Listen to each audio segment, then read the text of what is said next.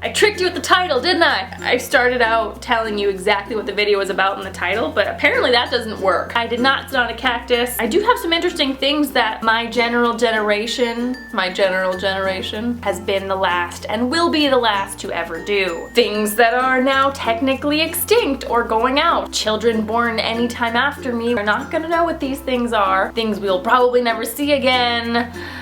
You get it. Basically stuff that's just never ever gonna get done or seen again. Things that don't make sense in the future and today's world anymore. And let's get started.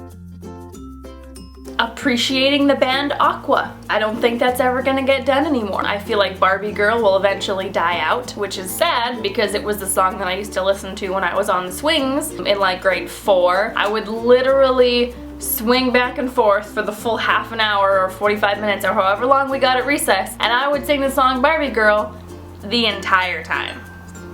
Hair on my lip. And it wasn't even any other Aqua song. That was literally the only one we ever sang. I loved it.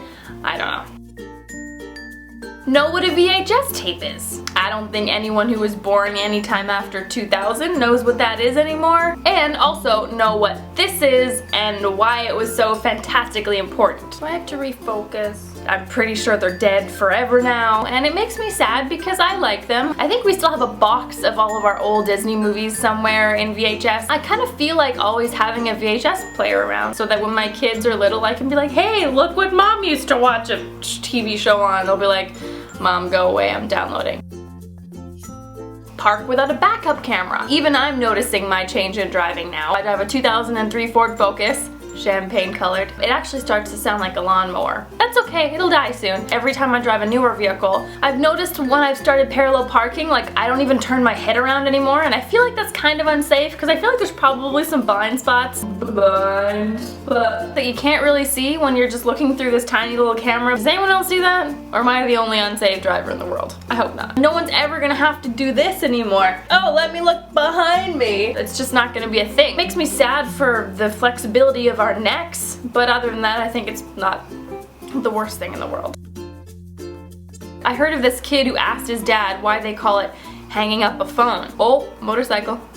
Motorcycle. Because he doesn't understand the process of actually hanging up a phone. He's just used to just like pressing the end button and putting the phone down. It's been a term used for probably as long as phones were used, because the very first phone was like the two-part. By the way, I want one of those. If anyone has one of those old school two-part phones, one for the mouth, one for the ear, and you don't want it, please tell me and I will gladly drive anywhere to get it from you. You had to hang up both parts of the phone until this happened, and now no one uses landlines anymore. I feel a little bit sad and nostalgic about the term hanging up. I like it, and it's weird that it's not gonna make sense to anybody like after our generation. Is that not weird? Is that just me? No one is gonna know what the game Minesweeper is. I used to play it religiously back when we had our old dial-up computer. The only thing you could really do was like paint, which was fun to play on, but after about 10 minutes you're like, okay, I'm painting, not that fun. And I would play Minesweeper for like hours. I think my grandpa actually taught me how to play, which is kind of funny. If you've ever played it when you were younger, then you probably have a soft spot in your heart for it like I do. If you hadn't, then I'm sorry, you missed out. You should feel ashamed of yourself. It's funny that computers are now our entire life and everything is on them, when back in the day, literally the only thing I did was Minesweeper. There's actually also an old game called Elf Bowling. If anyone else played this, please let me know in the comments below. It was addictive, kind of brutal actually, and a little bit morbid. You'd be Santa Claus and you would like take an elf, throw him down the aisle, blood would go everywhere. Probably not appropriate for children. If anyone knows how to get Elf Bowling, please let me know. I would play it constantly. No one has a landline anymore. Everyone's got their own personal phone. There's no way to like call someone's house and hope you get somebody, and then hoping that they would pick up instead of their dad or their mom. But if their cute brother picked up, that'd be okay too. Now if you're like 10, you've got your own cell phone, your friend could just call you directly. Back in the day, like if you wanted to talk to your best friend or your boyfriend, that was awkward. If you had to call your boyfriend and his mom picked up, I don't think those kind of interactions happen anymore.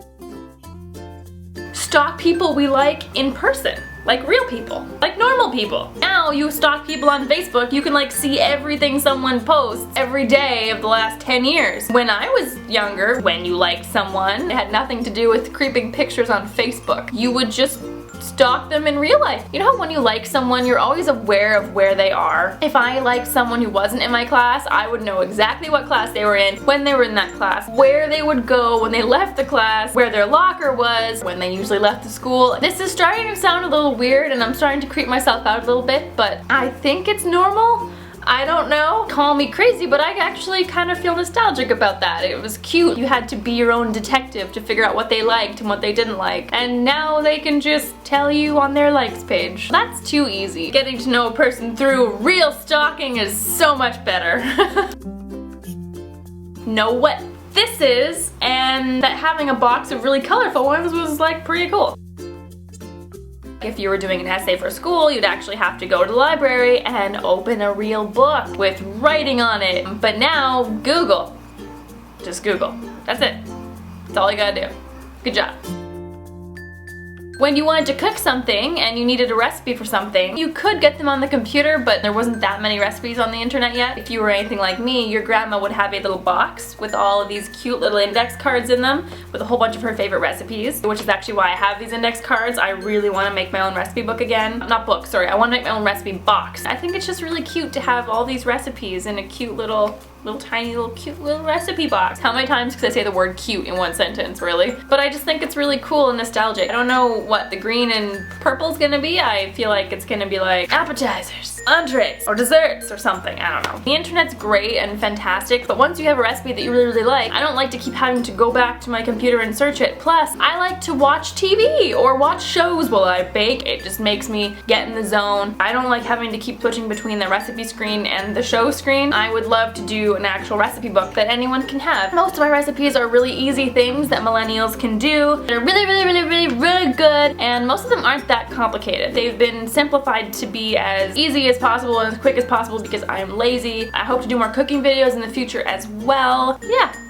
I think that's it. I love you all. Thank you so much for watching. I make videos about what comes into my head, and if you feel like watching them, then awesome, because I make myself laugh, and I think that's pretty cool. If you guys want to subscribe, please do. I don't have that many subscribers, but that is okay. It's not about numbers. It's about enjoying what you are doing, and I enjoy doing this, and I hope you guys have a fantastic week. What else do I have to say?